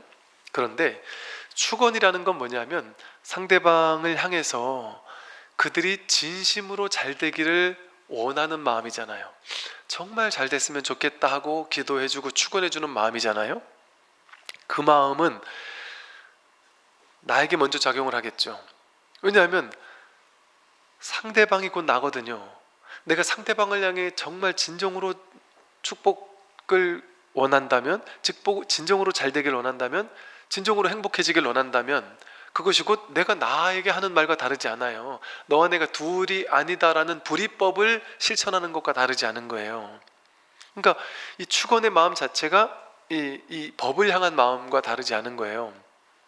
그러니까 상대방이 내가 나로 인해 행복한 사람, 내가 그를 위해 기도해주고 그를 위해 진심의 마음을 내주고, 그러니까 우리 대충 감으로 알잖아요. 사람을 만나고 오면 내가 힘들었을 때 진짜 이 사람이 내 편인지 아닌지를 알 수 있다 그러잖아요. 내가 이 사람을 만나고 왔는데 이 사람이 진정으로 나를 위해 축원해 준다고 느껴질 때, 평소엔 그게 안 기쁜데 내가 정말 힘들 때 이 사람이 나를 위해 정말 기도해주고 있구나, 축원해주고 있구나, 정말 원하고 있구나라는 걸 알기만 해도 그 감동은 이루 말할 수가 없는 놀라운 감동이 일어나거든요. 왜냐하면 비일상적인 거거든요. 왜? 모든 사람은 자기를 위해 살지 남을 위해 그렇게 진심을 내지 않아요. 일반적인 사람은 아상으로 사니까. 그런데 자기가 힘들었을 때 나는 더 무너지거든요.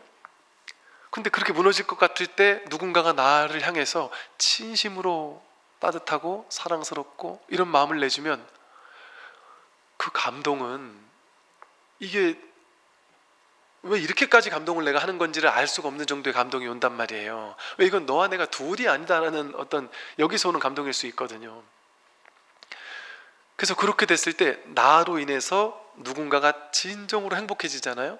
그러니까 내가 만나는 사람마다 행복하게 만들어주고 지혜롭게 만들어주고 그들을 위해 진정으로 기도해주고 축복해주고 너의 행복을 진심으로 바라는 것 같은 사람, 여러분 인생에서 나의 행복을 진심으로 바라는 것 같은 우리 가족을 제외한 누군가를 만날 수 있다는 건 얼마나 놀라운 일이겠어요? 그러니까 그거를, 맞다, 나도 정말 그런 사람 만나고 싶어요 스님, 어디 가면 그런 사람 있을까요? 내가 누군가의 한 사람에게 그런 사람이 되기 시작하면 그런 사람이 나에게 나타나기 시작해요. 근데 내가 먼저 해야 돼요. 저는 그런 사람 만나면 그 사람에겐 저도 잘할 수 있는데요, 안 된다니까요.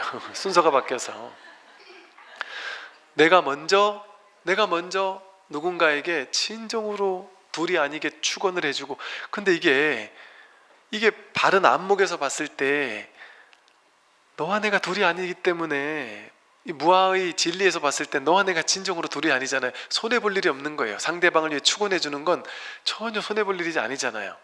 그런다고 해서 뭐 내가 내 돈을 갖다 주라는 것도 아니고, 마음으로 축원해, 진심으로 마음으로 축원해 주는데 뭐 돈 드는 것도 아니잖아요. 이거는 왜 못하냔 말이죠.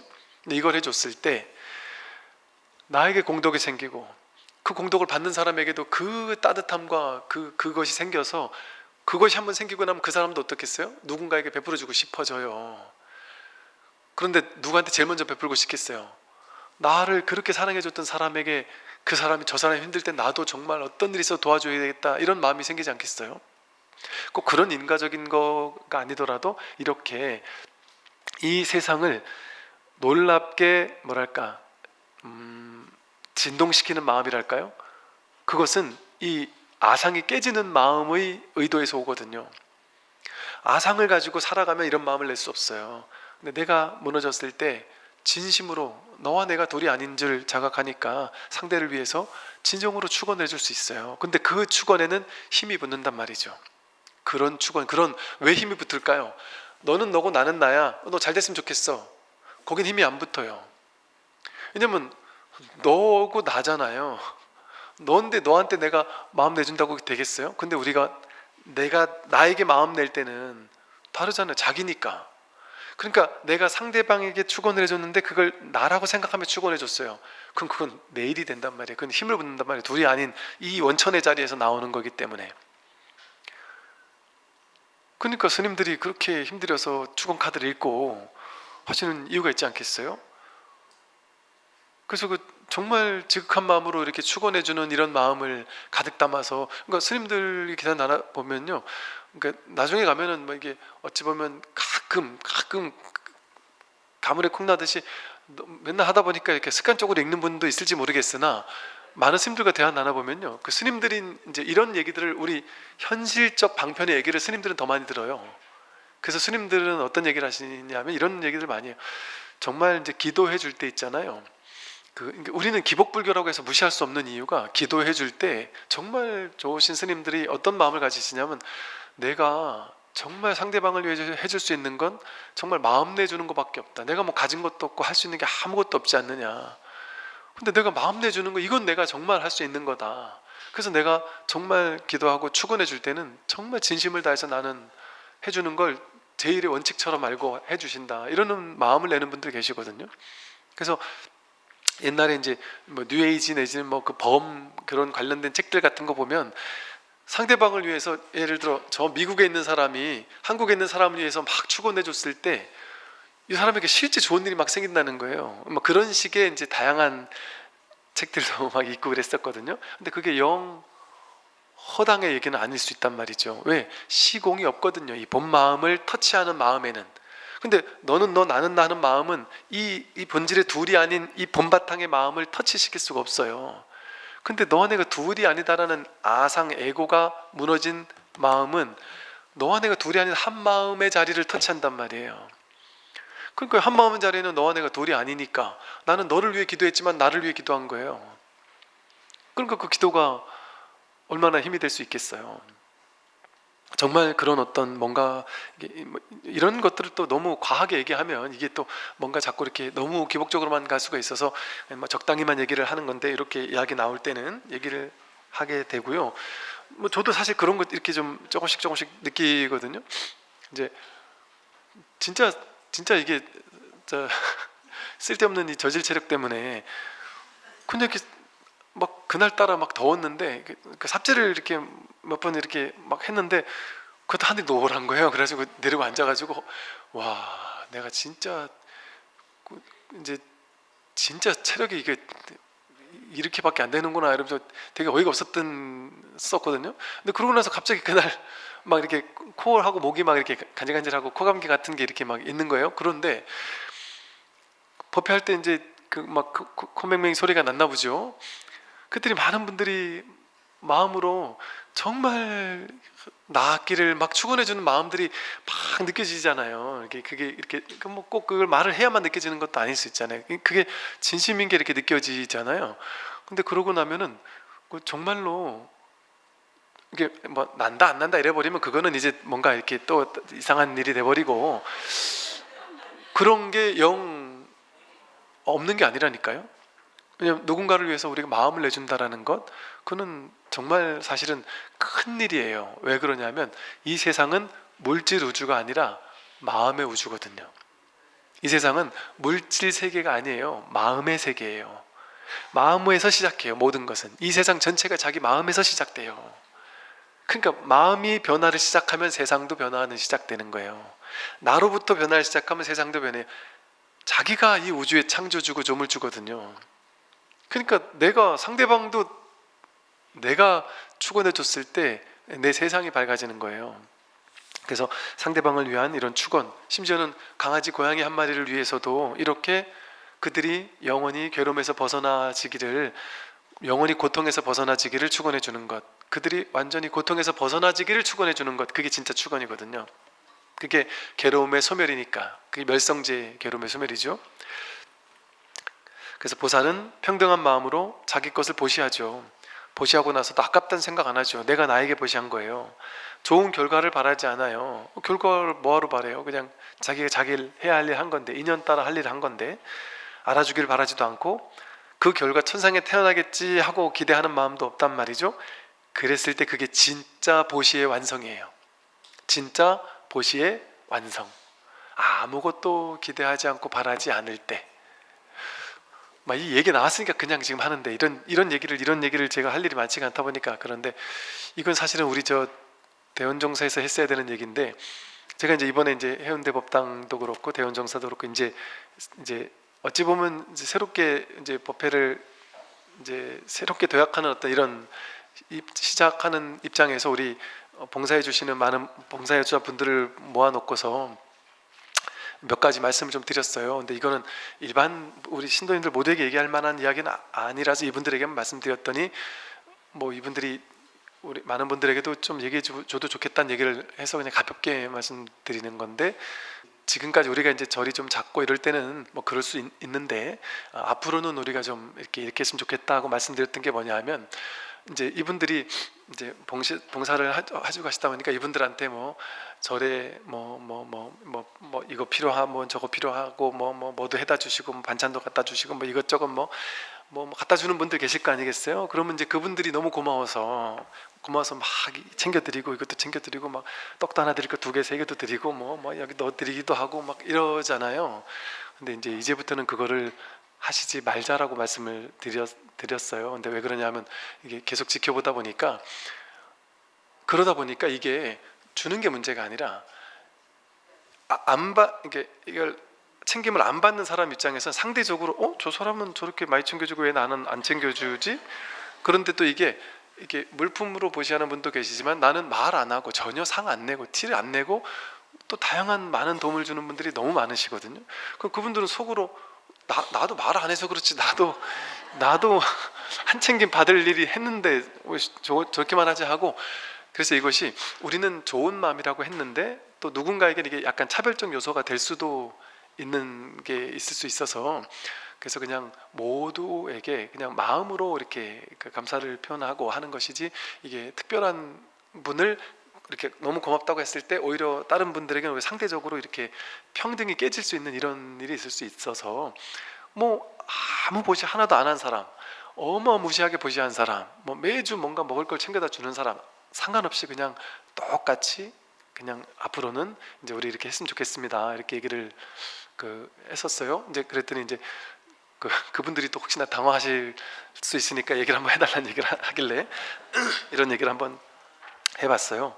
그래서 이렇게 그냥 이런 거예요. 정말 저는 너무 사실은 감동을 제 혼자 그냥 너무 많이 받았거든요. 이번에 이런저런 많은 뭐 이런저런 일들 하고 하면서도 정말로 정말 보살 분들이 많으셔요. 그래서 정말 이렇게 결과를 바라지 않고 알아주길 바라지 않고 티내지 않고 뭔가를 바라지 않고 그냥 이렇게 하는 분들이 세상에는 너무 많으신 것 같아요. 그리고 그게 되게 놀라워요. 이게 왜냐하면 제가 저부터도 그렇고 모든 사람들의 속성, 자기를 생각할 수밖에 없는 아상의 속성을 아는데 이렇게 자기를 아상을 거스르는 일이거든요. 나누고 보시하고 베푼다는 것 자체가 아상을 거스르는 일이거든요.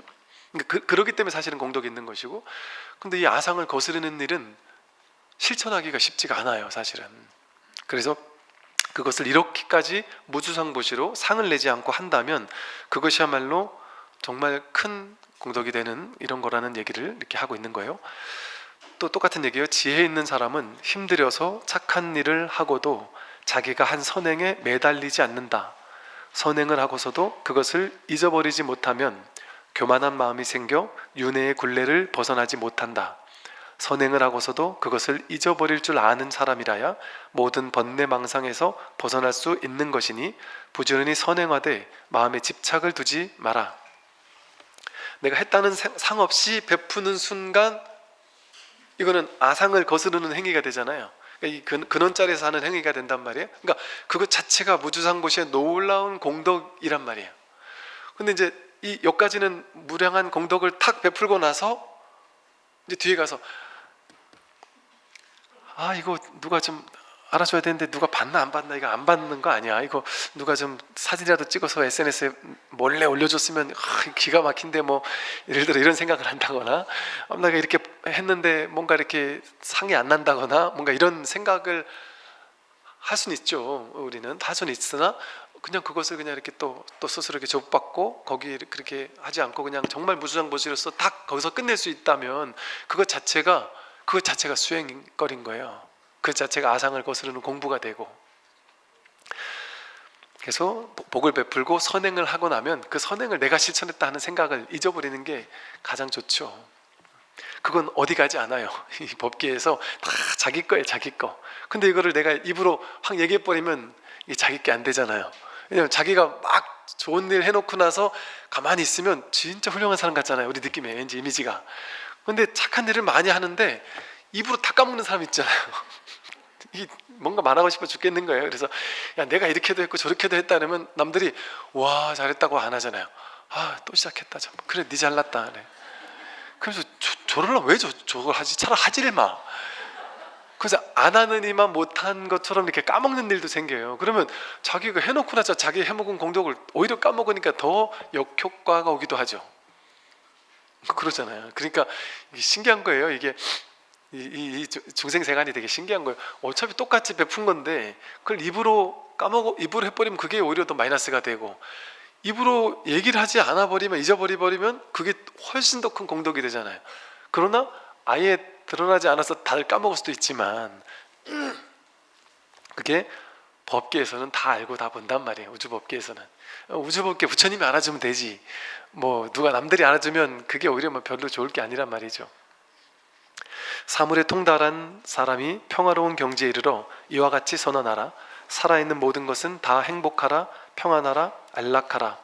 마치 어머니가 목숨을 걸고 외아들을 지키듯이 모든 살아있는 것에 대해서 한량없는 자비심을 바라라. 또한 온 세계에 대해서 무한한 자비를 행하라. 위로 아래로 옆으로 장애도 원한도 적의도 없는 자비를 행하라. 서 있을 때나 길을 갈 때나 앉아 있을 때나 누워서 잠들지 않는 한 언제나 이 자비심을 굳게 가지라.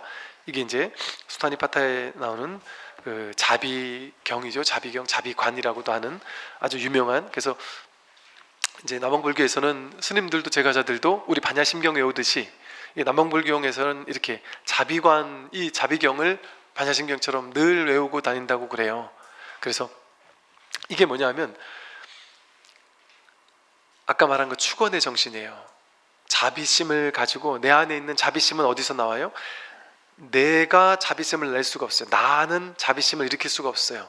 내가 일으키는 자비심은 동체 대비의 근원에서 오는 자비심이 아니라 내가 착한 일을 하면 뭔가 받겠지 하는 그 계산에서 오는, 아상에서 오는 작은 실천이거든요. 그거는 진짜 자비심이 아니에요.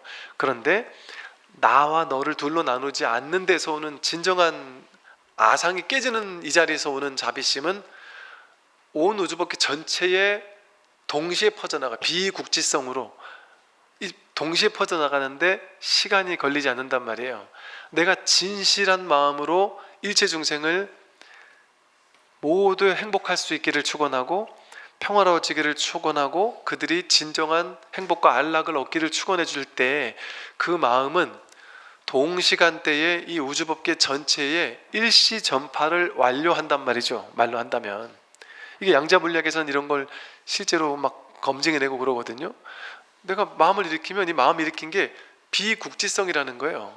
국지적이지 않다는 거예요. 우리가 돌을 한번 호수에 던지면 이 여운이 이렇게 파장이 점점 시간대별로 퍼져나가잖아요. 그런데 우리의, 이건 유의 조작의, 유의의 물질 세계에서는 이렇게 인과적으로 점점 퍼져나가는데 그 밑에 있는 한바탕의 마음, 한마음의 마음이 본질적인 이 마음자리에서, 이 마음은, 본 마음에서는 둘이 아니고 시간이 없고 공간이 없어요. 오로지 하나예요. 곧장 접속하는 거예요. 그러니까 이 자리에서 나오는 나라는 아상이 자비관을 하는 게 아니고, 이거 하니까 좋다더라 하고 외우는 거는 나라는 아상이 나한테 좋으려고 하는 거잖아요. 근데 나라는 아상이 나한테 좋으려고 하는 그 생각 없이 정말 내 마음의 근원 자리에서 진심으로 일체 중생들을 향해서, 일체 중생들이 나와 둘이 아니니까 내가 완전히 깨닫지 못했다 할지라도 일체 중생이 나와 둘이 아니니, 이 둘이 아니니 한마음 자리에서 진심으로 일체 중생 모두가 살아있는 모든 것은 다 행복하기를, 다 평안하기를, 다 안락하기를 지극한 마음으로 외우고, 마치 어머니가 목숨 걸고 외아들을 막 지키는 것 같이 일체 살아있는 것에 대해서 한량없는 자비심을 바란다. 왜냐하면 일체 중생들, 하다못해 미물에 이르기까지 일체 모든 중생들은 내 아들 아닌 게 없거든요. 왜? 내 마음에서 나왔으니까. 전부 다 내 마음에서 나온 내 자식들이에요. 전부 다 나와 다른 것처럼 보이는 이 일체 중생 모두가. 그러니 부모님이 내 자식 잘 되기를 얼마나 축원하겠어요. 근데 그거는 내가 내 자식 잘 되길 축원하는 건 아상에 입각한 거잖아요. 내가 내 자식 잘 되길. 남들보다 내 자식 더 잘 되기를 원하는 거잖아요. 근데 이 자비관은 완전 결을 달리하는, 우리가 한 번도 일으켜 본 적이 없는 마음인 거죠. 일체 중생을 하다못해 미물에 이르기까지 살아있는 일체 모든 이들은 진정으로 다 행복하라, 평안하라, 안락하라 하고 축원하는 이 마음은 곧장 우리의 근원의 본래 한마음, 이 마음자리에 가 닿아서 이 일체 온 우주 전체에 곧장 영향을 미칠 수 있단 말이죠. 또한 온 세계에 대해서, 이 온 우주법계 전체, 온 세계가 내 마음이거든요. 근데 이 온 세계에 대해서 무한한 자비를 행하는 거죠. 이게 언뜻 들으면 좀 허황된 것처럼 느껴요. 내가 내 옆집 사람도 자비롭게 못 해주잖아요. 내가 한 사람을, 저 사람도 내가 자비롭게 못 해주고, 내가 이 사람 인생을 바꾸고 싶지만 이 사람 인생도 무기력하잖아요. 우리가 어떨 때는 야, 내가 저 사람 인생도 못 바꾸는구나. 여러분, 막 스님들은 막 수많은 사람들의 괴로움을 막 없애주니까 대단하다. 와, 저분 만나기만 하면 내 모든 괴로움 없어지겠지? 안 그래요. 그런 망상을 하지 마시고 만약에 그런 일이 있다면 여러분이 저 스님이 무슨 말을 하더라도 너무 엄청난 영향을 미칠 거야라는 그 믿음을 가지고 오니까 그 자기 마음속에 있는 그 스님에 대한 엄청난 믿음이 그거를 가능하게 만드는 거예요. 실제 그 스님의 법력이 그걸 가능하게 한 게 아니에요. 그거 어떻게 하시는지 아세요? 조주 스님, 부처님, 뭐 큰 스님들 다 그랬어요. 다 똑같은 얘기 했어요. 깨닫고 나면 절대 자기 고향 가지 마라. 고향에서는 너무 우습게 보기 때문에 법력이 발휘가 안 돼요. 더 우습게 알아요. 여러분, 제가 여러분들에게 막 얘기를 해주면요, 여러분 중에 정말 죽을 것 같은 괴로움에 처한 분들조차 제 얘기를 듣고 큰 위안이 됐다라고 위로를 받았다고 그래서 너무 신기해요. 왜 신기한지 아세요? 제가 제 형제자매, 우리 가족들, 우리 부모님, 우리 친지들 뭐 이런 사람들한테 얘기해 주는 게 안 먹히거든요. 그래서 깜짝 놀라요. 이 별것 아닌 문제를 가지고 이렇게 마음을 내라고 마음을 내도 그것도 안 먹히거든요. 야, 말 그대로 진짜 내 말이 이렇게 무기력하구나. 말 그대로 씨알이 안 먹히는구나. 너무 힘들어하는 근데 진짜 이렇게 좀 마음을 내고 저렇게 좀 마음 내고 이래저래 얘기를 제 딴에는 막 해주고 났는데, 이 약간 눈동자가 이렇게 너무 괴로워서 아무것도 안 들어오는 이런 눈동자로 이러고 듣고 나더니 말 다 끝났으면 가봐. 그런 거룩한 얘기는 거룩한 데 가서나 해. 그렇게 얘기한단 말이에요. 그러면서 야, 내가 많이 멀었구나 이런 생각을 해본 적이 옛날에 있었거든요. 그러니까 그럴 수 있다니까요. 왜냐하면 그게 그 스님에게서 나오는 게 아니에요. 자기에게서 나오는 거예요. 자기뿐이기 때문에. 여러분, 스님이 따로 있고 부처님이 따로 있지 않아요. 내가 스님을, 부처님을 받아들일 준비가 되어 있는 사람에게 자기 부처가 드러나는 거지, 내 바깥에 부처가 따로 없어요. 그러니까 그 스님을 통해서 자기에 있는 불성을 내가 일깨우는 것이지, 그 스님이 그러니까 부처님도 깨닫지 못하게 하잖아요. 부처님도 법문을 했는데 모든 사람을 깨닫게 하지 않았잖아요. 부처님도 똑같았을 거예요. 부처님도 얘기를 했는데도 안 먹히는 사람도 있다니까요. 그러니까 법문은 아무 데서나 하지 말라고 했어요. 절에서 경전에 율장에 나오거든요. 법문은 아무 곳에서나 하지 마라, 아무한테나 하지 마라 이랬단 말이에요. 진짜 법문들을 귀가 있는 사람에게만 하라고 그래요. 준비가 되어 있는 사람들에게만 법문을 해야지, 그냥 아무렇게나 그냥 농담 아무렇게 하듯이 막 법문하는 게 아니에요. 그게 안 돼요. 제가 옛날 군에 있을 때 지휘관들은, 이게 제가 이제 참모 역할을 할 때 보면 지휘관이 있으면 참모들이 이렇게 한 10명 이렇게 앉아가지고 참모 밥 먹는 테이블이 있어요. 저쪽에 다른 간부들 먹는 테이블이 있고 참모 테이블이 딱 있는데, 그 참모 테이블에 딱 앉으면 밥을 먹고 나서, 밥 먹고 나면 앉아가지고 어떤 지휘관은 그래요. 이제 돌아가면서 한마디씩 하라 그래요. 그러거나 아니면 이제 제가 이제 자주 가지를 않고 너무 또 안 가면 또 그러니까 어쩌다 한 번씩 이렇게 가준단 말이에요. 그럼 이제 이분들이 꼭 이제 뭐 개그맨 보고 웃겨봐 이러듯이 우리만 떴다 하면은 야, 오늘 뭐처럼 스님 오셨는데 좋은 말씀도 듣자 이래가지고 전부 조용 이러고서는 갑자기 마이크를 갖다 들이대고서는 좋은 말 한 말씀 해주세요. 이게 제일 난감해요. 지금 눈동자를 보면 전부 다 밥 빨리 먹었고 지금 빨리 일어서고 싶어 죽겠는데 지금 막 좋은 말 한마디 하라니까 어쩔 수 없이 그 얘기를 또 들어야 되잖아요, 이 사람들은. 그러니까 이런 사람에게 무슨 얘기가 먹히겠어요. 그 뭐 시답지 않은 얘기만 한두 마디 하고 내려올 수밖에 없거든요. 그러니까 참 그렇게 했을 때 그게 정말 어떤 여법한 자리가 아니고서는 그 법이 이게 갈 수가 없는 거죠.